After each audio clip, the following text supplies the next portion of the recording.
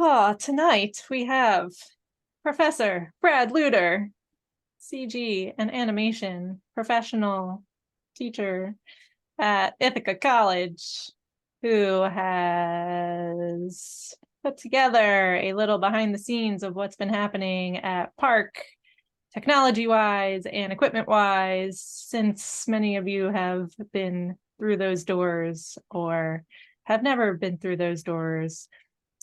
So hopefully come back alumni weekend in a week and a half and come see all this stuff in person. If not, here you go. 50th anniversary of the Park School of the Communications School officially. We haven't been in the Park School for 50 years, but and then we had a radio is approaching, I think it's 75th year at Ithaca. Crazy. All right, so let me share my screen. And PowerPoint and share. And I am going to, because Zoom just like rearrange every window here, I'm going to find myself somewhere. Is my video still coming through? I can't see myself anyway. Yes. Thanks, Zoom. I love it's when you're on multiple monitors, it does a fun rearrangement of things. There, I found it. Cool.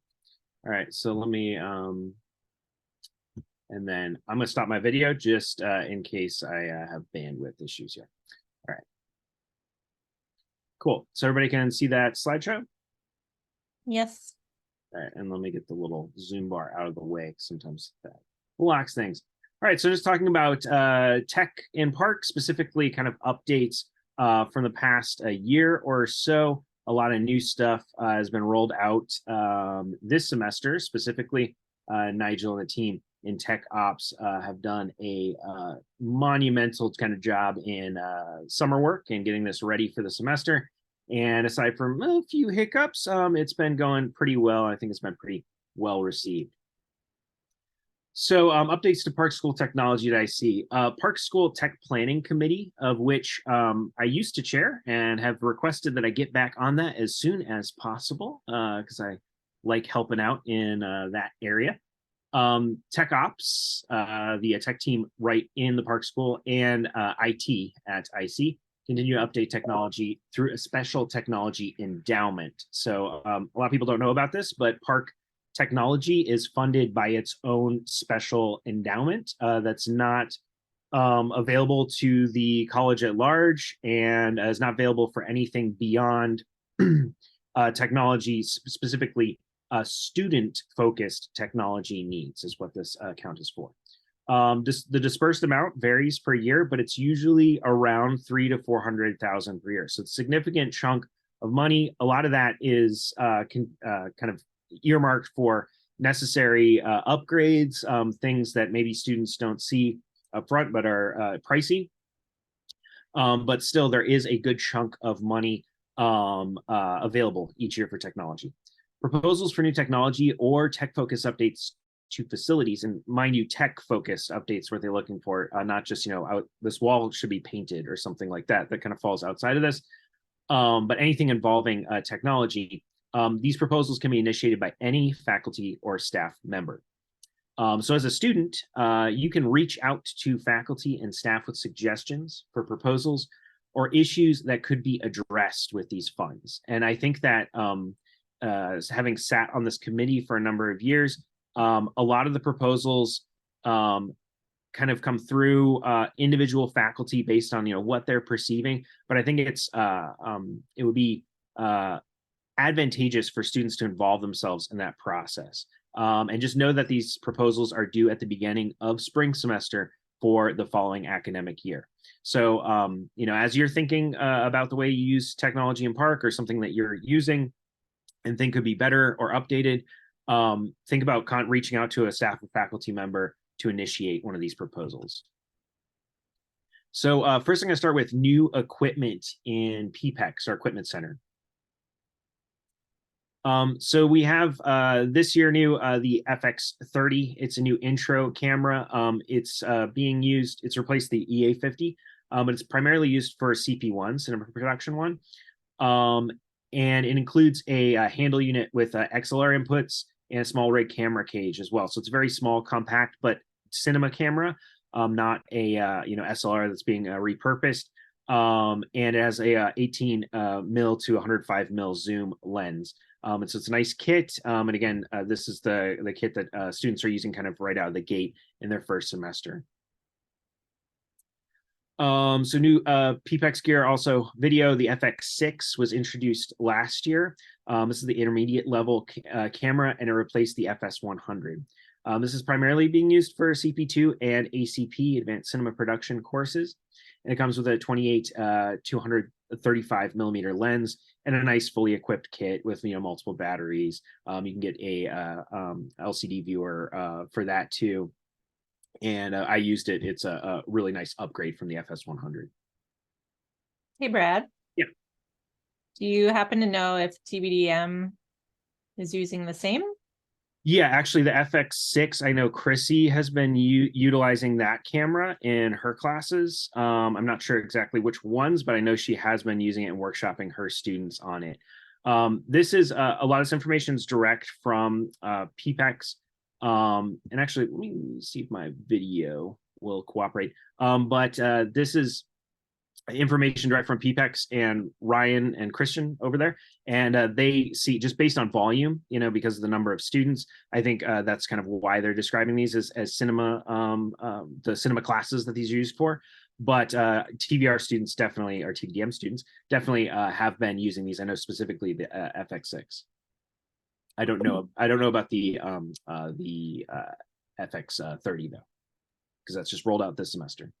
Yeah, And I didn't know if you wanted to mention right now that for those who don't know, that it was TBR, now it's TBDM, and it might merge a little more. So I already kind of mentioned this because today we just got word that at least the park committee that oversees curriculum has AOK'd our proposal. But essentially, the BS in cinema is essentially dissolving. The BFA is continuing on the cinema side. And obviously people in the BS already are grandfathered in. So it's not like you're going to be forced to change or anything like that if you are currently a BS student in cinema. But photography is coming over to the digital media side. So TVDM will take in photography. We had discussed over the past couple of years the possibility of a merger with cinema. I still am going to push for a more overlap and commonality in the first year experience for sharing of resources. But it's essentially kind of the BFA being more like a film conservatory and hopefully much larger than TVDM with photography. So yeah, that's essentially what's going on there. As far as the catalog year in which this will be implemented, this is going to be not for fall 24. This will be fall 25 is when this would start for students coming in. All right. So also in PPEX audio gear, we have a new Zoom audio recorder package. It's replaced these really problematic Tascams that were a source of a number of complaints, and primarily used for intro to audio CP1 and intro to video production. So kind of used across the board first year. A number of new additions for LED lighting have also come in. The Aperture, we have a number of different products from Aperture light panels to Gemini, 2x1 RGB LED soft panels, a lot of RGB LED, which is really fun to be able to see those working with stuff in virtual production too. And I'll mention this as I get to that, but some dynamic LED lighting within these studios as well. And then Lowell LED Fresnel, that's misspelled in the text there, but is correctly spelled in the graphic, as Shana pointed out. So updates to facilities. Computer labs, IMAX upgraded across the board. So every single lab with Max in it has been updated. And then the Dells in 273, there were just those business, standard low-end Dells. Those have also been replaced with iMacs. So that lab is certainly more usable now. For 168, the lab in which I teach, we upgraded the video cards in the entire room to RTX cards. I believe they're 3060s, but offers 12 gigs of video RAM, which really helps out in Unreal, especially. And then also the upgraded Cintiqs. Those are new last year in 168. If you are going to be using that lab and you're going to use a Cintiq, just request a stylus in Master Control, and then make sure it gets back there after that. Are those the old Cintiqs that are now back? No, the old Cintiqs in this picture, yeah. But I was looking for a picture of the lab that I had that had nice lighting in it, and this one definitely stood out to me. But you can see by the mass when that semester was. I think it was fall 21 or spring 20, fall 21.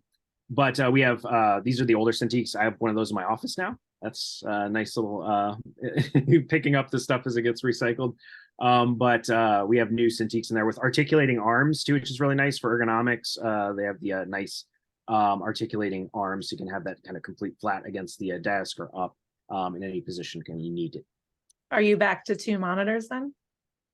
No, we're at 1 monitor right now, and I haven't had any complaints from students, and I noticed that they hadn't been using them in class. I mean, I encourage students. There may be a couple students who would really use a second monitor for panels, but because of kind of the lack of use and the being able to buy the real estate for the articulating arms for the Cintiqs, we decided to go with just the Cintiqs.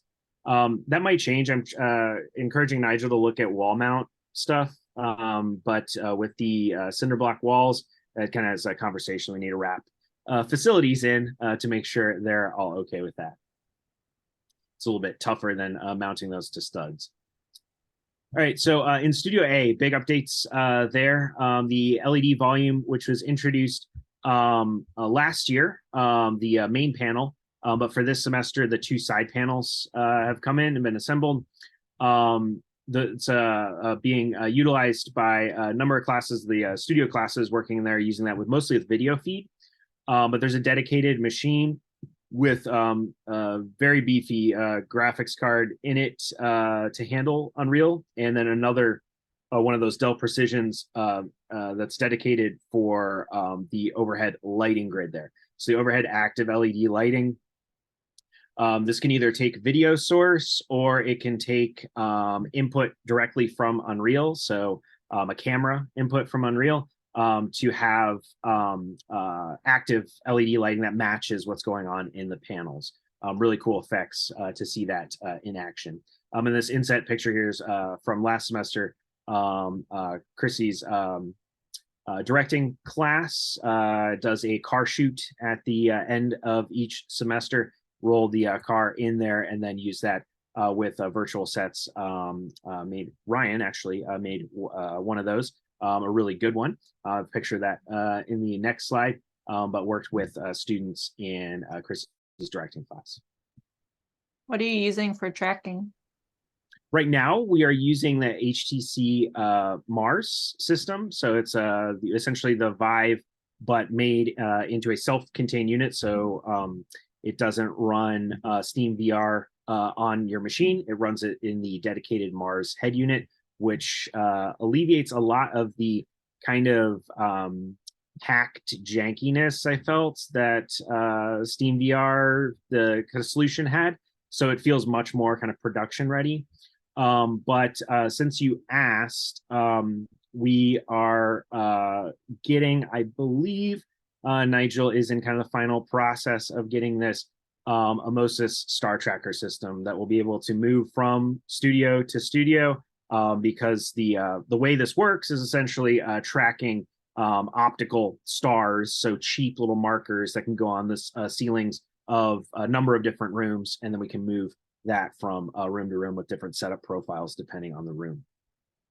They're also going to come out and do training for that. So when I get final word on that, any students like Jared and Ryan, if you're interested in that, I'll spread the word so you get involved in that. Maybe either get the info direct from me after the fact, or possibly, if they're allowing students and have the room for it, be in on the training session. Would be pretty cool. How about alumni? That might be possible too. See how many. I mean, the studio A is pretty big, so it can accommodate a number of people. And I imagine it would just be, as far as faculty and staff, would be Nigel and me. So I can't think of other people who would be directly interested in learning this stuff. Probably another person or two from Tech Ops, but that leaves some room there. So yeah, definitely. I'll let it be known through Slack or through you, Shayna. And then when that happens, it'd be cool to have some student participation or alum participation. Yeah, and Shayna, if you want to sneak over there as an alum, that'd be pretty cool. I would certainly be cool with it. All right, so also in Studio A, we have portable green screen cyclotrons. These are like single subject cyclotrons, mostly for kind of live broadcast stuff, but certainly can be used for any scenario where you need to just capture nice clean green screen plate with a single subject. Those are in Studios A and B, as well as rolling LED panels, which can be interfaced with the same system that the wall is working with. And that can be used for supplemental lighting in an overall environment scenario where you have overhead lighting, the surround LED panels, and then a rolling LED panel for side lighting or something like that. I'm personally thinking about using these, and they're using them in Studio B for live broadcast stuff to be behind subject. But I was thinking about possibilities for rolling these down to one of the animation rooms to use in stop motion and virtual production. So small scale, like shrinking everything down, but using the same Vive Mars tracking system to do camera moves in a stop motion scenario. I like that idea. Yeah, me too. And so and also I noticed Jason, who's on sabbatical right now, the animation professor who kind of teaches Jason Harrington, and he teaches stop motion as well. He just posted a picture of some 3D printed articulated hands for a stop motion piece he's working on. And I was like, I just love that bridge of 3D digital and really analog traditional stuff. So I think this is another avenue for that. Pretty cool stuff. And here's that. Oh no, go back there. This is a still from Ryan's scene from the shoot last semester. There's Vicky actually standing there pointing, yelling about some audio problem, I'm sure. But very cool night lighting scene. Ryan really knocked it out of the park. Can you briefly say how long it took to get to this point with the virtual production? Like, what were the stages? Sure. To get to doing a class on it? So Nigel took a class, and I was like kind of working with him as he was taking this class. Did a bunch of research before then. We had a couple students. This would be spring of 22.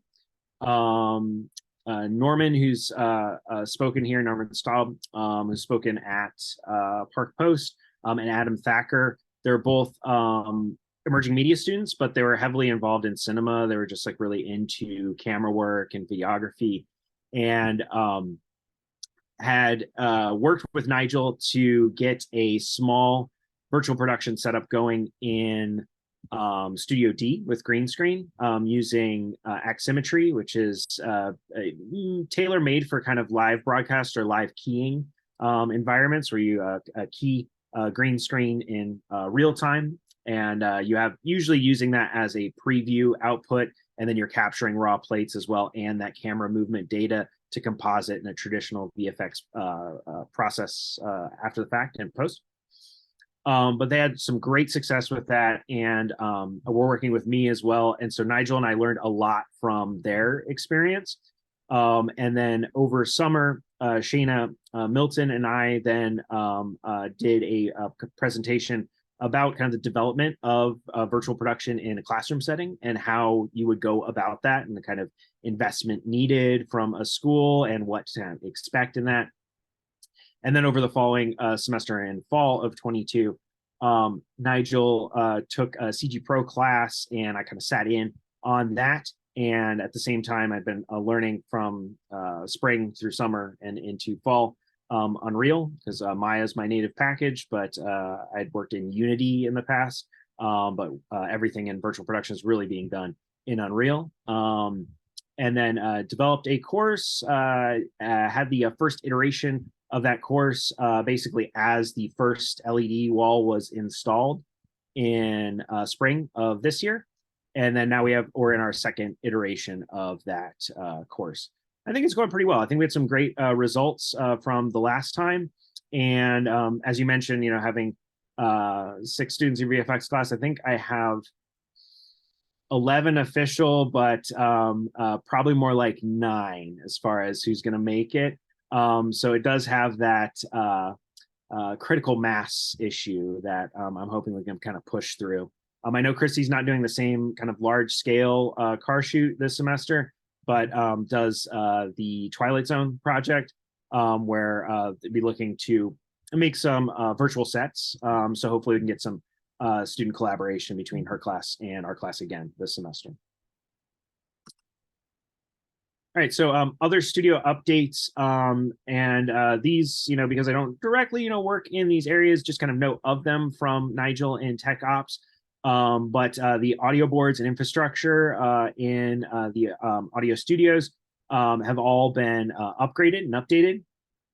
The lighting and comms in studios A and B have been upgraded as well. So lights in the lighting grid. So a lot of those old, really hot lights have been coming down. I know they're looking at Studio C now, where Cinema uses that a lot, looking to upgrade lighting in that as well.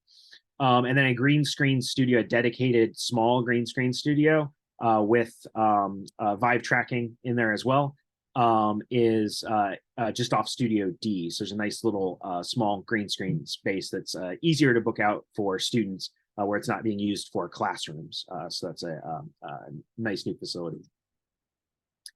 And then behind the scenes, so Master Control has been completely renovated and rewired. That was pretty cool, seeing that in process with the floor panels out and cabling everywhere. But that has been quite improved.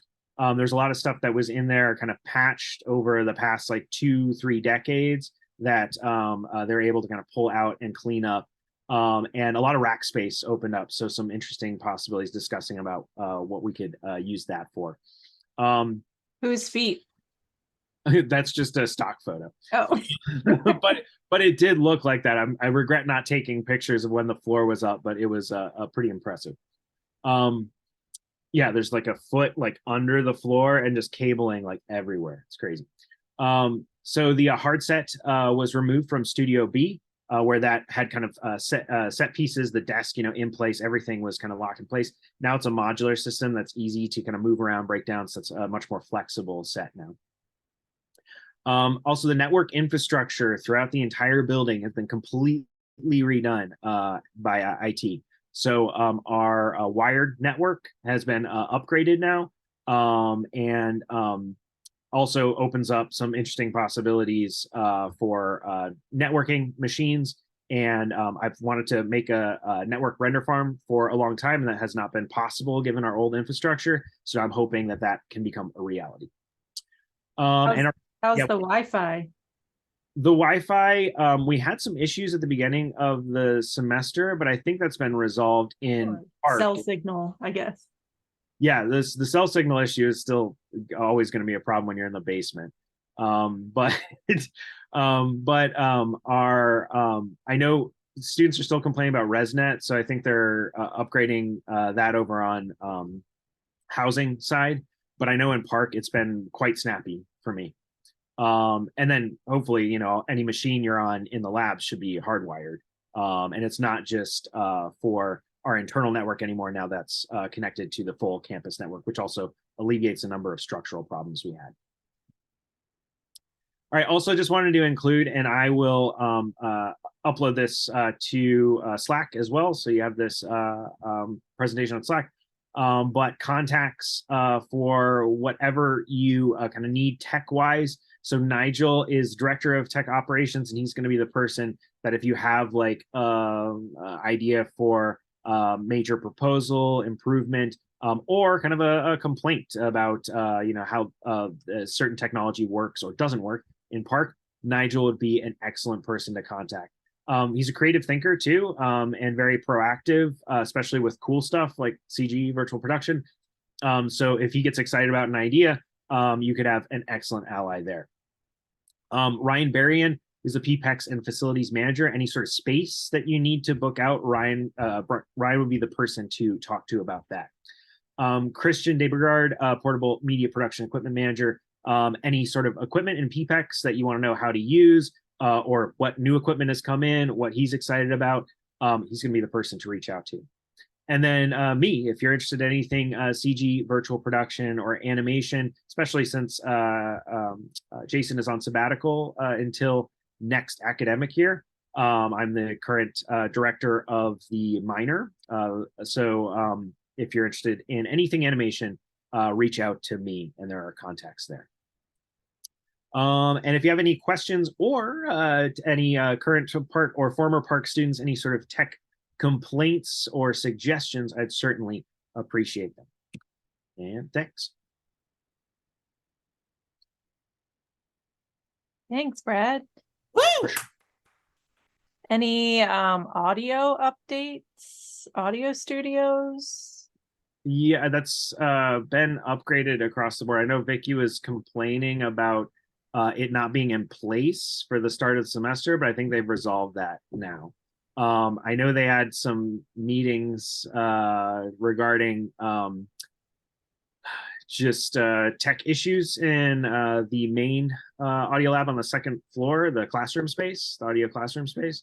But I'm not sure where they stand on that right now. I think, well, they're actively working toward resolving that with Nigel and the dean in me. So serious elevation of importance, but I'm pretty sure it's being addressed if it hasn't already. And the color rooms, they're still the same as they were?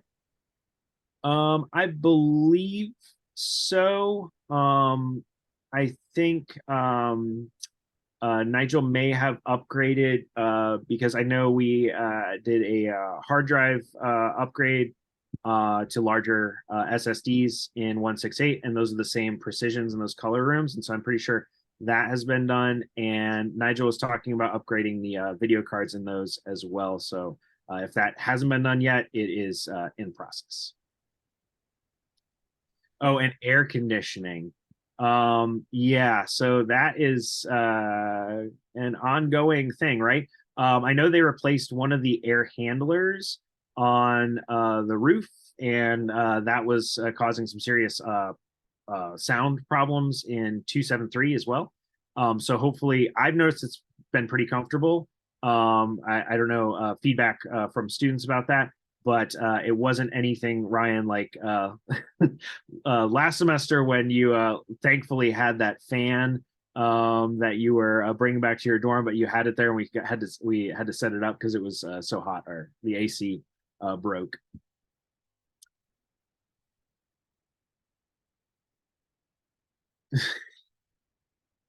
Yeah, because the air handler that they replaced was failing, and I think that, at least to my experience, has been much more comfortable in the building now. Yeah, render farm, definitely. And that's why with the new network infrastructure, hoping that we can leverage more high-powered labs like 168, but then maybe since we have that rack space cleared up in master control, interface that with rack server stuff too. No, I've been talking to Ed though about because he's been doing it ad hoc. He currently has, I think, a render manager machine in one of the closets. He finds space, and he's like, oh, I have a power outlet here, I can use this. But I'm glad that you brought that up, Ryan, because one thing I didn't mention in this presentation was I've been talking with Nigel and with Ed about a new makerspace in the workshop space in the corner of the first floor.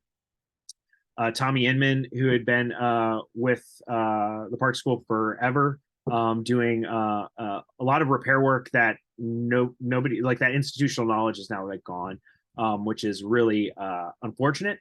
But there's like a metal lathe down there. There's like all this like gear, like workshop gear. But it's a nice space that's adjacent to an exterior wall, so we can do venting for 3D printing and essentially make where the innovation lab's kind of that tiny space on the third floor. Open that up for more of a VR room, and then for fabrication and stuff like essentially kind of an innovation lab 2 or maker space down on the first floor. So exciting stuff there too. Again, working digital to analog. I love that.